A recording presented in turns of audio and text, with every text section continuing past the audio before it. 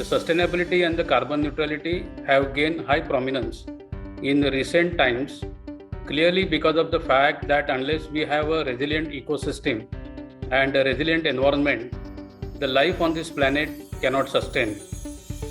There are three ways in which the automotive industry, the first one is how we can actually minimize the use of various resources.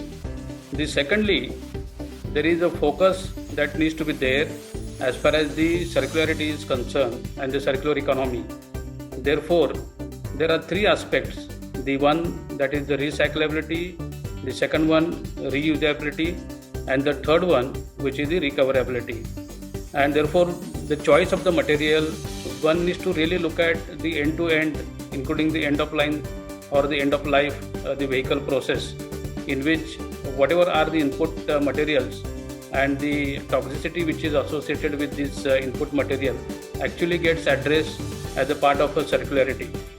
And the third one is a very important one, which is related to the tailpipe emissions. And there has been a significant shift that has already happened in the form of a transition from the BS4 to BS6. There is also a lot of focus which is in the area of alternate fuels and also on the electrification. Automotive industry has been the land of disruption in the recent past related to the SS, which is autonomous, connected, shared, and the electrification. So those were seen to be like a global mega trends. We are all prepared for the transition towards the advanced technologies. In terms of the technologies related to the product, there are new developments happening in terms of the green mobility, the advanced drivelines. There is an enhanced penetration of the renewables that's going to happen. There will be greater degree of the focus on the products which can actually emit zero emissions. The focus would be on the fuel cell technologies. In fact, Government of India has announced that they will come out soon with the National Hydrogen Energy Policy, and in fact that would actually help for the transition towards the hydrogen economy. Then we will also see the further advances that would happen in the areas of the ADAS, which is the advanced driver assistance systems.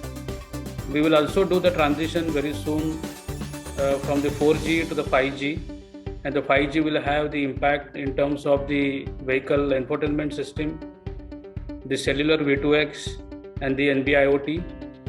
There will be a greater degree of a penetration in terms of the usage of the AI and ML, which is nothing but artificial intelligence and the machine learning that would happen. There would also be greater focus in terms of the usage of the greener material, and that actually goes as a part of the circular economy that we spoke. And on the manufacturing side, there is going to be a focus in terms of transition to something called as the Industry 4.0, where it would be all the smart way of manufacturing the products, both at the vendor's end as well as at the OEM's end. The e-mobility is important from the sustainability and the carbon neutrality point of view. A significant CAGR in terms of the penetration of the e-vehicles, and of course they are still a small fraction of the overall vehicles which are currently being sold. But the rate at which the popularity of e-vehicles is now happening, like how the battery cost can come down, battery chemistry can get improved, the acceptance from the users, because there is always the range anxiety the customers will have, and therefore the focus has to be on delivering the vehicles with the higher range. The electric vehicles actually can outgrow the ICE vehicles. So therefore the EV is something which is here to stay. It's an absolutely irreversible trend that we can now imagine, and I think all of us need to focus on how to ride on the wave of electrification. There are significant investments being made in the area of the capacity for the battery manufacturing, the cell manufacturing, and also specifically in India, that there is a focus coming from the government in terms of providing the requisite support for local manufacturing of the battery cells and the battery pack. So we are on the journey, but I would say the task is clearly understood by all the ecosystem players, and we will see in the time to come the debottlenecking will happen as far as the battery and the battery capacity is concerned. Hydrogen as a fuel or the energy carrier has a significant potential in terms of the decarbonization of the economy.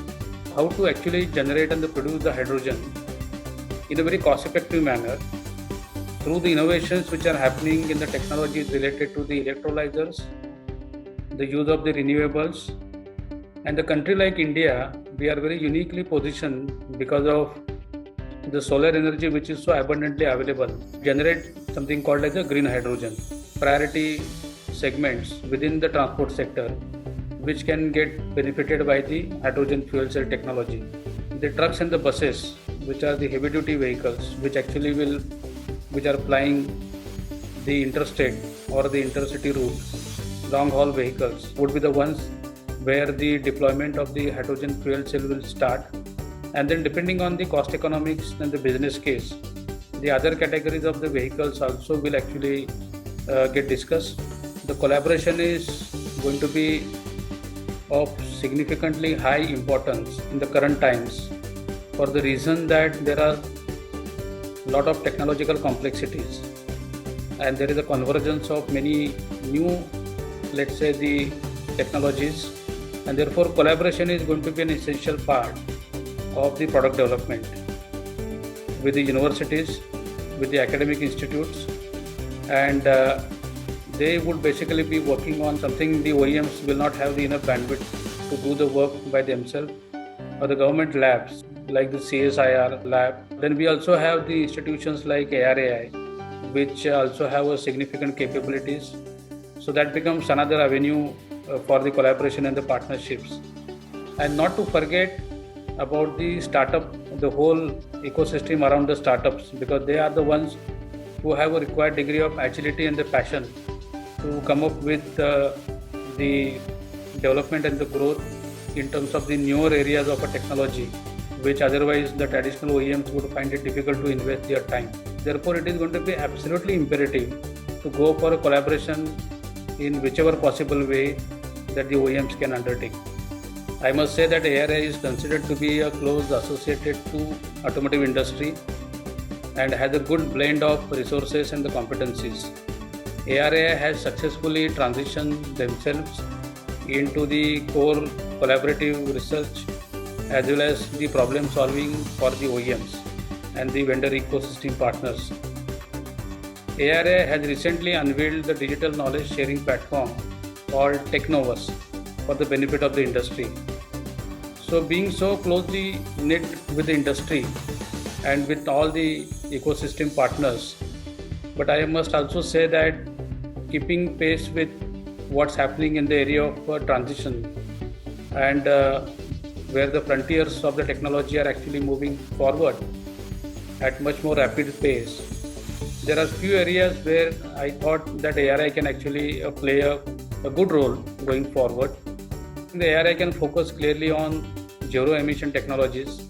The ARI has a requisite capability, knowledge, bandwidth, and very good understanding of the regulations and the insights into the Indian market, Indian operating conditions, Indian duty cycle.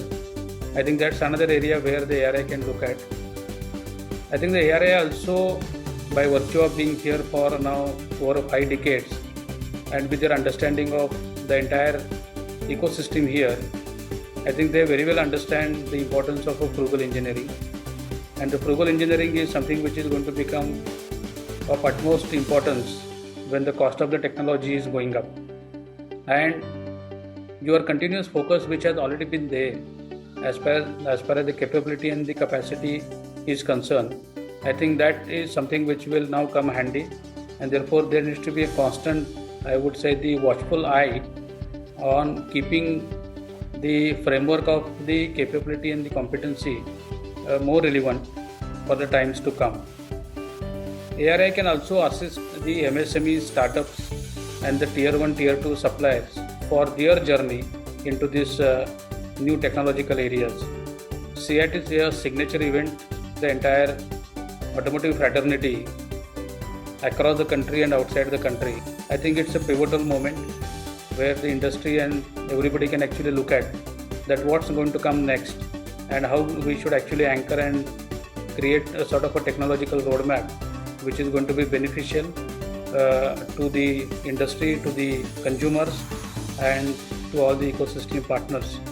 So I look forward to the successful conducting of this CIAT, which is happening toward this month end, and my best wishes to the entire organizing team for this upcoming CIAT event.